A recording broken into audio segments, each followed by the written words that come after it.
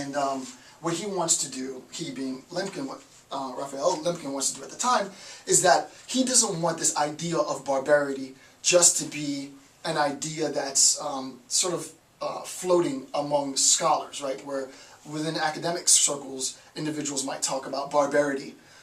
What he wants to do is he wants to codify this idea, this concept of barbarity in international code, right? In specifically international criminal law, in order to make this idea of barbarity a crime, right? Because you can see all of the atrocities that took place during the First World War, right?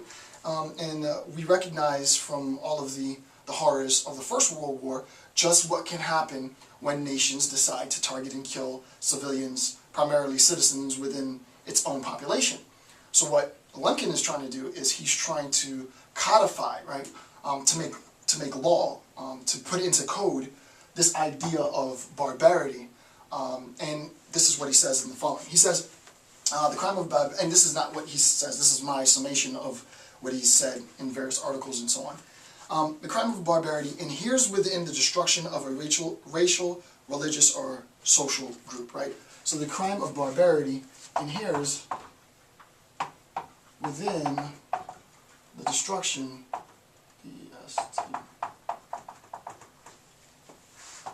of a racial, religious, or social group.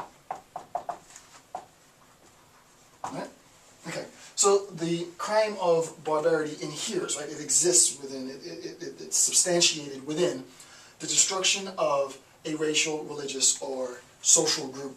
You can see sort of how this idea of the specific intent to target and destroy a racial, religious, or social group is a seminal or precondition concept, right, to the eventual manifestation of this idea of genocide, right? So I'll say that slow again. I think I went through that a little too quickly, and I'll say it in more sort of general terms. The idea of barbarity is a foundational idea if an individual is attempting to describe this concept of genocide, right? So that incorporated within the idea of genocide then is a more foundational account, right? An account which is more substantial, right? A more foundational account, and this account being, at least one of the accounts being barbarity, right?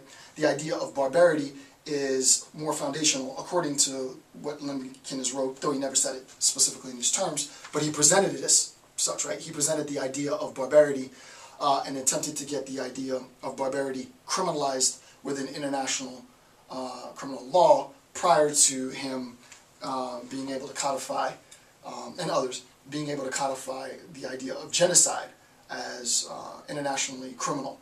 So the question is, from a theoretical standpoint, right, and I'm a theorist, from a theoretical standpoint, from sort of ideological construction, from the way in which ideas are brought about and formed, right, how is it that we arrive at this idea of genocide? Well, I would argue that the idea of genocide has its roots in the conference in 1933 in Madrid, and Lemkin's attempt to introduce the idea of, and the attempt to have the idea of barbarity criminalized within international law. Specifically, the idea of barbarity is this destruction of racial, religious, and social groups, right? So the attempt to destroy racial, religious, and social groups, as you can see, has a fondness for, an affinity for, the eventual development of the idea of genocide, right? So this would be like a seminal idea behind or substantiating the idea of genocide. So that's why I label this series as the foundations of genocide. Before we can talk about what genocide is and go into sort of prevention and punishment as like the last stage of this lecture series, we have to understand all of those seminal concepts and ideas that inhere within the idea of genocide proper, so that we have a very, very rich understanding of what it means when we evoke the term genocide, right? We give credence to that. The second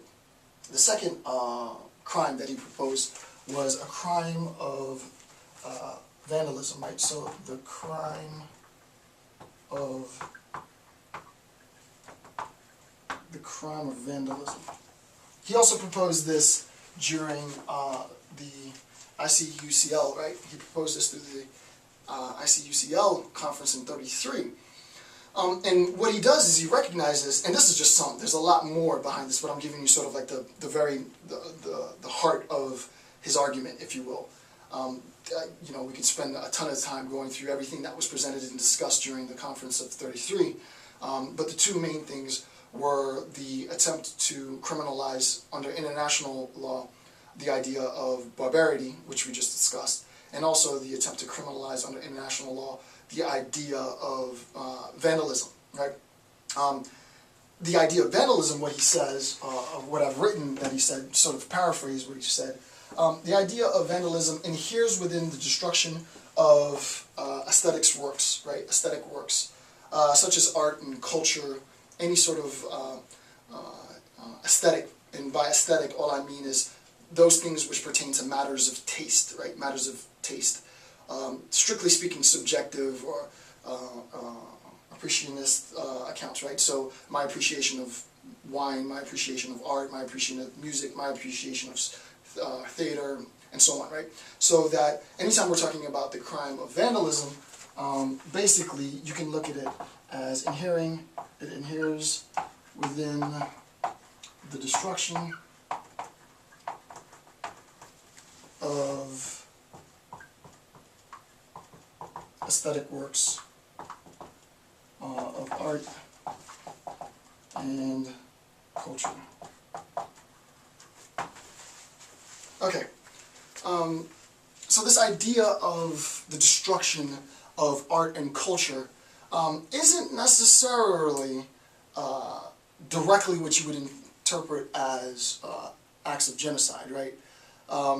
And it's not being argued that crimes of vandalism is as foundational or as seminal. At least I'm not arguing. It could be argued, but I'm not necessarily arguing. I'm just sort of giving you general information that it's not as seminal as crimes of barbarity. Obviously, crimes of barbarity play a very significant role in the future development of the idea of genocide. I would say to a lesser extent, crimes of vandalism play an appreciation into the concept, the eventual formulation of the concept of genocide. Because in the destruction of art and culture and, I guess, civilization, if you will, in that sense, sort of aesthetic appreciation, I'm not necessarily killing individuals. We've seen that in acts of genocide in the previous lecture. You don't have to kill individuals to have an act of genocide. It's very rare that it happens, if it ever does historically happen. At least in theory, though, it is conceivable to have an instance which can be prosecuted of genocide wherein no one died, right? But it's unlikely. It's probably not likely that that would ever happen. The point being, however, is does the idea, sort of this idea that Lemkin presented in '33, the idea of the crime of vandalism, factor into this idea of genocide? Well, yes and no. Part of it does. You can see in ideas. Well, let me say no first. No, it doesn't factor into a discussion of genocide proper, because we're not talking about either the direct means of killing individuals or sort of this indirect means of preventing births, which I'll discuss in a little bit, right? There really isn't any biological relationship between the destruction of art and the destruction of culture with the destruction of human beings. So on that level, not really. If you wanted to argue the other hand, you could say, well, no, crimes of vandalism, in a sense, does pertain to instances of genocide because it sort of facilitates genocide. And you can point to Kristallnacht, right?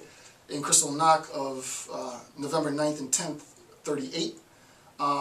In Kristallnacht of 38, right, you have sort of this two-day spree of just like vandalism, right?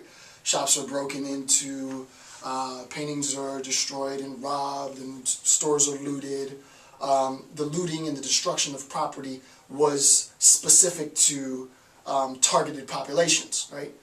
Primarily Jewish populations, right? So it wasn't that it was just any sort of mass riot, right? There were very targeted, systematic looting and vandalism. And we see obviously how that vandalism factored into the overall destruction, the overall sort of barbarity of the National Socialist regime